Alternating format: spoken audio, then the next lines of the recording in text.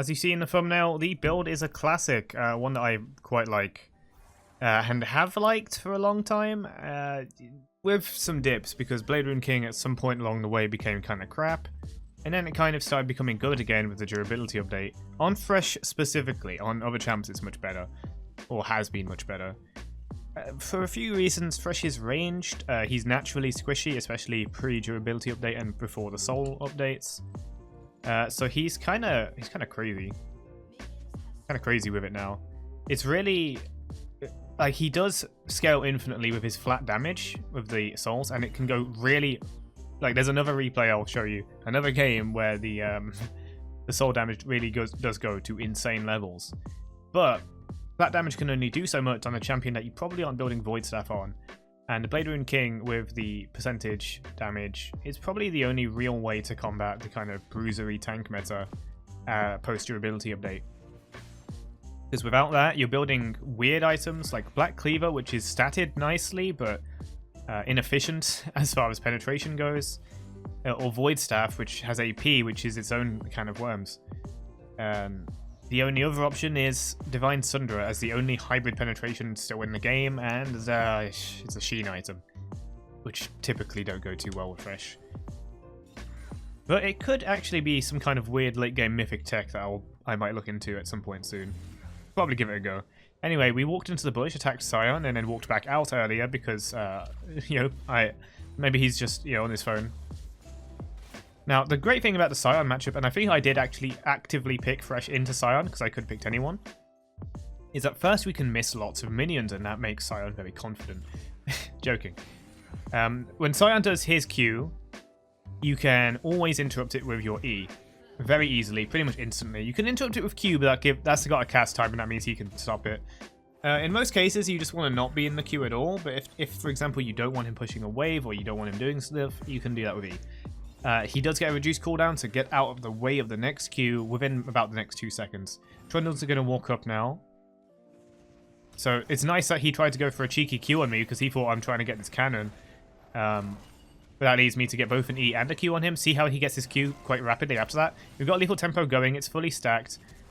Trundle's going to go for that bite and red buff slow after a flash, and that's going to guarantee the kill there, which is quite, it's quite nice. I'm not one to flash for kills, especially if the enemy was already burnt a summoner. It's like, okay, we win. But hey, they burnt a summoner, you burnt a summoner. That's okay. The nice thing about not burning your own flash is if you're a dash champion and then you can just be like, okay, you can't dodge this? Excellent. I'm going to hook you, jump onto you, and kill you because you don't have flash. This doesn't work as well with Thresh because obviously his early game damage kind of sucks. But let's say you're pressy attack Thresh against Kayle, like we've shown twice on this channel already in the past week. It's pretty good. Anyway, Trundle, good jungler, he comes back for a second gank with Sion's flash burned, and we also had the lane pulled towards our side, so he can't really do much. We've got crowd control for absolutely days. It is a wonderful combination, the Thresh and the Trundle. Perhaps even better than Thresh and Master Yi, purely because Master Yi doesn't have crowd control. Now, here's this Rek'Sai. She is a bit big, and I think I could have done this better. Oh wait, no, I'll tell you how I could have done this better, because watch what happens. Attack. Now she's super low, but I'm still backing away, and I back away for like a half a second too long. And Ghost runs out, and I now can't chase Rek'Sai. I don't want to be in her range. I believe she gets a heal, right? When she's got full fury and she E's you. Is that old? Is that wrong? It's been a while. Been a while since I've read Rek'Sai's abilities. Or played Rek'Sai for that matter. Do really like them though. Anyway, 2 daggers going into Blade Rune King because the enemy team is very tanky, and I wanted to give the item a bit of a go again. It also has a Vamp Scepter, which is nice for sustain. Sustain is really nice in those matchups where they don't really all-in you. Sion can all-in you, and if he gets a nice lengthy run-up on his ultimate, then he can full combo you, and that is going to hurt a lot, but you should be able to get out of the way. His Q is easily interruptible, and if you interrupt him enough, he'll pretty much stop trying to charge it on you, and he'll just try and poke you with it instead.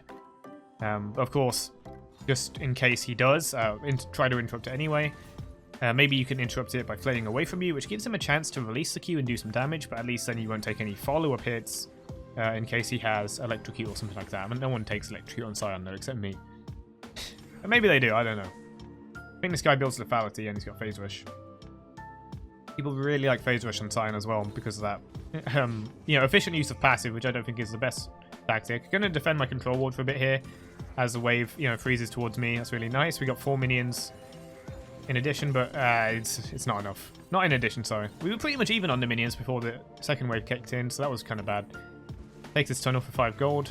Q, come in, play to stop it. I'm 2 levels above him right now, so like, what's he gonna do? I do still back away so he can't Q me. He's gonna want to Q this wave, so let's step out of the way of that and try and crash this cannon wave under the tower as best I can. That's kind of also why we're doing the flays and stuff, because otherwise he's going to be able to set up a potential freeze. And if we have a large minion advantage, we can poke him without him being able to do much else, because if he also attacks us, we get a big wave attacking him as well. I feel like I've explained that so many times on this channel alone. Hopefully you like the frequent uploads, by the way. I've seen that some videos have picked up some traction in terms of getting like 1,000 views, which makes me feel YouTube young again. To be so happy at 1,000 views. It's a nice feeling. I will shout out this channel again at some point in the main channel, and I also have some explaining to do. The new video is taking so long. We also saw Rek'Sai in the tri-bush, so I didn't want to push forward until we warded it. But yeah, new video I made. First of all, I planned it. Second, I started executing it, which involved reading something. Here comes Rek'Sai. I'll get back to that. Now, here's that Sion ult. We're just going to size it up. It's fine. And because, you know, we die if we don't do it, we're going to hit Ghost. I unfortunately missed Hook. I did it from Bush because it means the cast time doesn't really matter. If I kept it, then I would have been able to kill Rek'Sai here. But that's assuming Rek'Sai would bother ulting if I had Q off cooldown. Which she might not have, but she might have. You never know. Anyway, back to the story. So I was reading something, and then I started planning it, and then I started scripting it. Which is honestly a bit more thorough than I usually go. And then also he has no ult, so he's just dead. So, trying to ult again with the aggressive flash. I'm down with that. We could have probably chased him and done a flay, but then I might not have been able to do this and get him off me. More interruptions. Stop ganking and stop talking about the game, man. Alright. So when I started doing like a second plan with it in mind, I thought maybe instead of doing the whole thing, I should just do a summary. Like a very short summary. But after my time, and I had read the story about 3 times at Star Guardian, if it's not obvious. I'd read it 3 times by this point to kind of check myself and, you know, make commentary. And then I thought, this is too long, no one's going to watch this. I'm going to make a shorter version. But then when I did the shorter version, I'm going to hook onto the minions to get the gap closer. I flay away for some reason. I don't know why I did that. That made no sense. There we go. Kind of a kill steal, kind of a CC. Yeah. Then I started writing the short summary, and because I was oversimplifying it, it just felt really bad. I was like, it was almost, I was trying to be genuine, but it sounded disingenuine because I'm just, you know, there is writing in there, and I don't want to be underselling it and, you know, saying it's shit in places that it isn't. Even though I'm not intending to, it sounds that way. It comes off that way. When I'm like, oh, this happens. Oh, only this happens. Oh, this is the only thing that happens in this entire act. So, like, that's really underselling it. And I didn't want to do that. So I've gone back to the long script, edited it a bit, and restructured how I did it. Now, I was going to be even more thorough, and I was going to, like, fact check it and stuff, but then I realized it's almost been 2 weeks since my last upload, and I'm really feeling the pressure. So I just want to make it. I'll edit things after in the video editor and cut things out there if I need to. The entire voiceover I did, with some interruptions and waiting for like planes to go by and stuff, is like an hour. So I need to edit that. And for the first time, I was properly considering getting an editor for this one. But I think I'll just do it myself. It'll be okay. It'll be long, it'll be grueling, but I actually have a lot of fun doing editing. It's also kind of fun to say, hey, if you do this big editing job that you've been putting off, you can, like, I don't know, have a pizza. I don't even like pizza, so that's a terrible example for me. I do like pizza. Hold the fuck up. Comment section's going to become a terrible war ground at this rate. I do like pizza, but I do not like it as much as other people. Okay? Especially, you know, like, there he goes. kind of greasy, like I guess you call it American pizza, like Domino's. Italian pizza? Now we're talking. I quite like that, but even there, you know, there's something about the combination of lots of cheese, lots of bread. I much prefer thin crust. Sometimes it's just a bit rich, it's a bit too much, and I'm not too into that. For me, I would rather have a plate of sushi. Yeah. And some people find sushi disgusting, and I think, what's wrong with you? This is the best thing in the world, and I mean raw fish. I don't mean that supermarket crap. Which, yeah, has some risks, but usually if you're probably not making sushi yourself, right? So you're probably fine if you're eating out at, you know, some place that doesn't look like it's going to kill you. Anyway. Over the time of talking about food, Sion is now 0-5, but still commits to his Prowler's Claw. He is really not having a good time. Rek'Sai also with the Prowler's Claw. And the enemy bot lane is doing really well. There you go, a 4-2 Kraken Slayer Xayah with a Rakan support, taking that extra synergy. And we've got our finished Blade Rune King with 4-0-1, partially thanks to Trundle. Now he's going to ult back to lane, and it's like, yeah, just walk out. Just walk out. If he tries to collide with you, gets the full combo. I don't know if he's got time to land an ult on you, fall the stun, knock up and stun, Prowler's Claw, and then do a Q.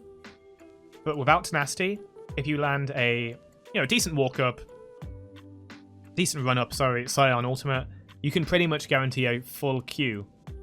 But because tenacity is really common, it's also present in runes and stuff, which are harder to account for. You usually have to release that Q a bit early. Still get the knock-up, still get the high damage, and I haven't played Sion in a long time because I like Sion jungle and I used to rush Black Cleaver back before Mythics were a thing, so I don't know why I'm talking. Anyway, we got Berserker's Greaves as well. Berserker's Greaves are so good on Thresh. Sometimes you do want to go for defensive routes, so let's say the enemy team is 5 Morganas. That's a good example of when you want to go Mercrez. If the enemy team is 5 auto attackers, you know, then you might want to go for Tabbies. But you may want to find more sources of attack speed in other items, and usually that means Wit's End. Let's say if, in this game, we've gone for Blade Rune King and, was it Berserker's Greaves? So we actually do a lot. I'm actually kind of gonna, I'm recalling outside of the bush on purpose to try and bait Rek'Sai, but Rek'Sai is bothered with the red buff. So we're just gonna, bam, take that. A bam, we don't get it. But we get her soul and that's okay. Okay. So let's say you are fighting 5 auto attackers like Yasuo, Yone, Yi, AD carry, Senna support. Then going Tabbies is pretty much so high value that you just don't want to not take it. But then you might be like, well, okay, I'll take Blade Rune King for some extra attack speed. And then, tell you what, I'll also take Wit's End. Wit's End is still cost effective after like level 10 or something. So, and so, Yone, for example, in that example, and maybe some AD carries like Zeri or Zeri. I got killed by a Zeri recently, and she did like 60% magic damage despite not being AP at all. All she had was Wit's End for magic damage. I don't know what her kit is like, honestly. Yeah, Wit's End, Blade Rune King, maybe Runans or even Rapid Fire, depending on what kind of match we're playing here. To get that extra attack speed to scale your passive a bit more.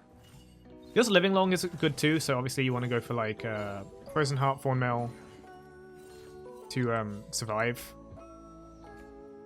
But yeah, that's just some example build philosophy for Thresh. If you just build tank, you'll still do great, your soul damage will still be great, but you get more benefit when you build attack speed. And you're balancing a fine line between living long enough to do DPS by being tanky and having attack speed to actually have higher DPS. You don't want to commit too hard to one or the other, but if you're going to commit too hard to one or the other, make it tankiness. Literally, if you take just Wit's End and full tank, you will do good damage, but like we said, durability update, flat damage alone isn't going to cut it. You might, at that point, want to take like Abyssal Mask to reduce magic resist, and maybe you want to take Blade Rune King for, you know, percentage health damage. Maybe you want to even take a Void Staff, depending what's going on here. It would be nice if there was more sources of like Magic Pen, you know, like a Black Cleaver for APs.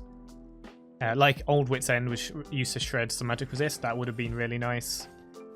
You can also go with some experimental ideas. These would be better if Adaptive Force didn't exist and you had the old runes where you could pick AD or AP.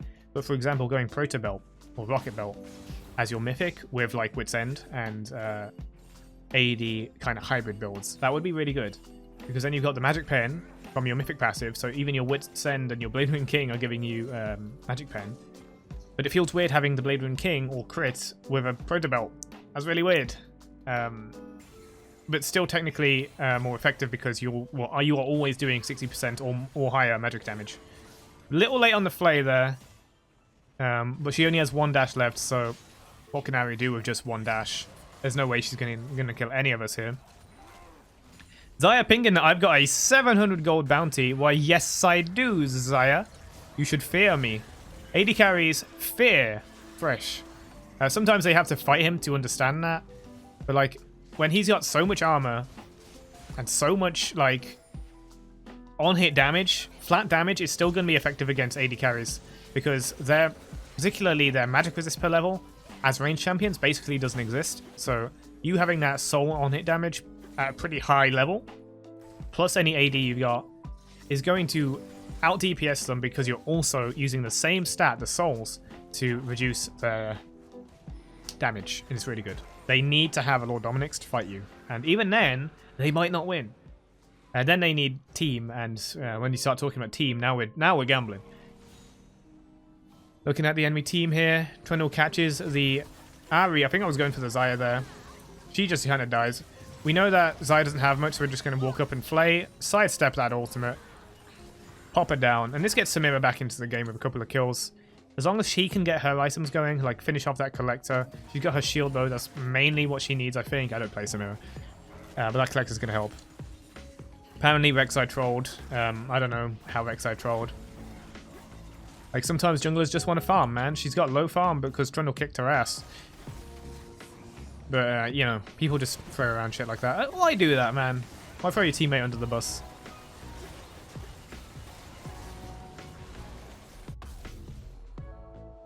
Alright, Frostfire.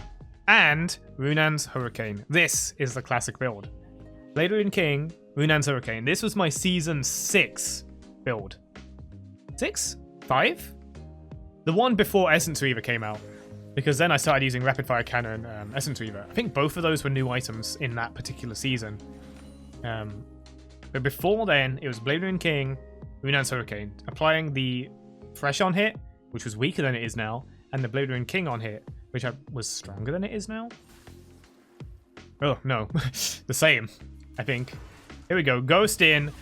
Get wrecked. My team is slowly walking down, but it's okay. Look how tanky I am. I do have to get out of there with the Ghost because it's a little scary. Bam. Blade Rune King slow. It's not quite as effective, but takes the damage. And this is not even my final form. We only have 108 souls. There's another game I got to show you where we absolutely win. Teleport onto the lantern. And the camera is not working, so let me do it manually for you. Bam! Nexus explodes. So that was a fun game, and Sion really can't do anything. And we also talked about food. Hope you enjoyed this one. I'll see you in the next one. Be sure to comment below, subscribe to this second channel to support it, and subscribe to the main channel as well, because I'm going to upload soon. Thanks for watching. Take care. Bye-bye.